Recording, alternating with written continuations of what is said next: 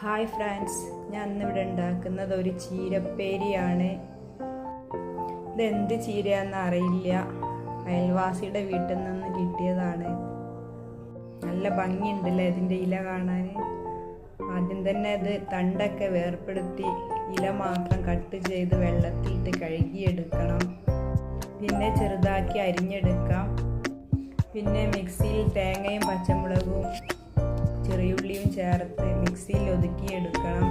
പിന്നെ ചീനച്ചട്ടി ചൂടാവുമ്പോൾ എണ്ണ വെച്ച് കടുക് പൊട്ടിച്ച് അതിലേക്ക് മഞ്ഞൾപ്പൊടിയും അരപ്പും ചേർത്ത് കുഴച്ച് വെച്ച ചീരപ്പേരി അതിലേക്ക് ഇട്ട് കൊടുക്കാം.